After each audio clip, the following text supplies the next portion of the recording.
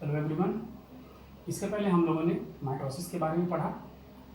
आज हम मियोसिस के बारे में पढ़ेंगे, लेकिन उसके पहले हम माइटोसिस के कुछ इम्पोर्टेंस क्या हैं या बेनिफिट्स क्या हैं उसके बारे में जानेंगे। वैसे बेनिफिट्स के बारे में मैं पहले भी थोड़ा बहुत आपको बता चुका हूँ।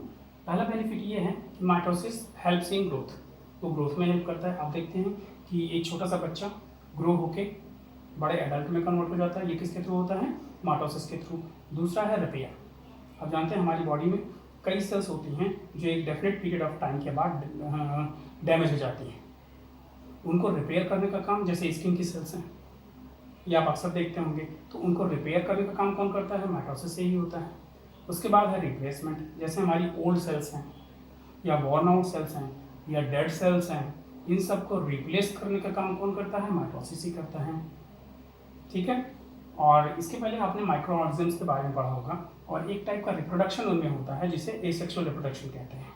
तो एसेक्सुअल रिप्रोडक्शन माइटोसिस की हेल्प से होता है। एग्जाम्पल सबसे अच्छा अमीबा और आपका ईस्ट है, दोनों ही एसेक्सुअली डिवाइड करते हैं with the help of mitosis, और अपनी बॉडी को एक सेल को दो सेल में कन्वर्ट कर देते हैं, बॉडी की एक सेल को, क्योंकि सिंगल सेल यूनिसेलुलर होते हैं दोनों, और वो कन्वर्ट कर देते हैं। तो ये एसेक्सुअल डिवीजन हुआ जिसकी हेल्प से अमीबा और ईस्ट डिवाइड करते हैं। उसके बाद होता है एक प्रॉपर्टी है खास इनकी, कि मैंने आपको पहले भी बताया है कि इनमें जो क्रोमोसोम नंबर होता है माइटोसिस में, वो हाफ नहीं होता, it remains the same in the daughter cells also. ये थे इनके बेनिफिट्स। अब हम पढ़ते हैं मियोसिस के बारे में। मियोसिस के बारे में थोड़ा बहुत मैं पहले आपको बता चुका हूँ, और आप जानते हैं कि ये ज़्यादातर जर्म सेल्स में यानी सेक्स सेल्स में यानी गैमेट्स में होता है, यानी स्पर्म और ओवम में।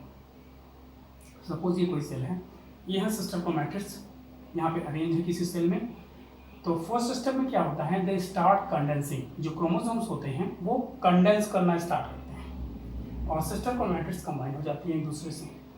ये दूसरी कंडीशन आपको दिखाई गई है, और दोनों ही डिप्लॉयड कंडीशन है, पेयर में पाए जाते हैं क्रोमोसोम्स। यहाँ 6 थे, कंबाइन करके इन्होंने क्या किया, और सिस्टर क्रोमैटिड्स कंबाइन हो गई, और तो लेकिन डिवीजन अभी तक नहीं हुआ है।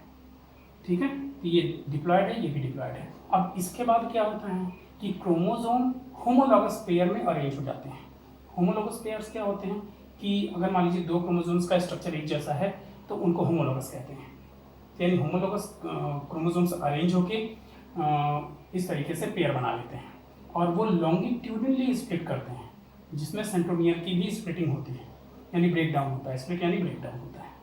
ठीक है। और उसके बाद स्प्लिटिंग के बाद ये इस तरीके से लॉन्गिट्यूडनल स्प्लिट, इस तरीके से लॉन्गिट्यूडनल स्प्लिट, यानी एक सिस्टर क्रोमैटिड्स, ये एक तरह का क्रोमोसोम दो में, और ये दूसरे तरह का दो और में डिवाइड होता है। यानी आप कह सकते हैं कि इस पूरे 1 से 4 बनते हैं। उस स्ट्रक्चर को हम टेट्राड कहते हैं।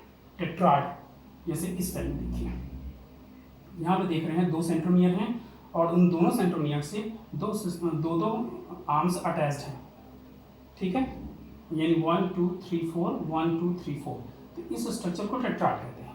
यानी इस कंडीशन, ये भी डिप्लॉयड ही होता है, क्योंकि अभी तक सेल का डिवीजन हुआ तो है लेकिन सेपरेट सेल नहीं हुई है। ठीक है, तो टेट्राड फॉर्म हुआ, और यहीं से फर्स्ट रिडक्शन डिवीजन स्टार्ट होता है। फर्स्ट रिडक्शन डिवीजन यहीं से स्टार्ट होता है। अब ये टेट्राड्स वाली सेल डिवाइड करेगी 2 सेल्स में। तो आप देखते हैं इसमें 4 हैं, 4 आर्म्स हैं, तो ये क्या करेंगे?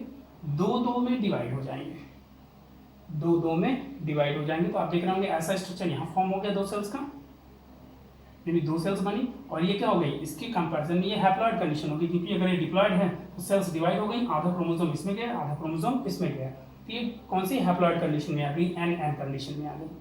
ठीक है। अब क्या करेंगे? ये दोनों सेल्स फिर से डिवाइड होंगी, ये 2 में हो जाएगी, ये 2 में, इसके आधे क्रोमोसोम इसमें जाएंगे, इसके आधे क्रोमोसोम इसमें जाएंगे, इसके आधे इसमें जाएंगे, इसके आधे इसमें जाएंगे। इस तरीके से यहाँ के बाद ये 4 सेल्स बनती हैं, और ये आपका सेकेंड रिडक्शन डिवीजन होता है। रिडक्शन मीन्स आप जानते हैं कम होना, तो क्रोमोसोम नंबर हर सेल में कम हो गए। यहाँ पे टेट्राड था, ठीक है, यहाँ पे 2 आर्म्स रह गए, इसमें दोनों, फिर यहाँ पे सिंगल क्रोमैटिड्स रह गया। यानी हर जगह पहले यहाँ पर रिड्यूस हुआ, फिर यहाँ पर रिड्यूस हुआ, इसलिए ये फर्स्ट रिडक्शन डिवीजन, ये सेकंड रिडक्शन डिवीजन। ये था आपका मियोसिस। मियोसिस वैसे आपके सिलेबस में नहीं है, फिर भी आपकी नॉलेज के लिए मैंने बताया। कोई डाउट हो तो आप पूछ सकते हैं। इसके बाद मियोसिस के कुछ सिग्निफिकेंसेस भी हैं। वो सिग्निफिकेंसेस क्या हैं? पहला, क्रोमोसोम नंबर हाफ हो जाता है।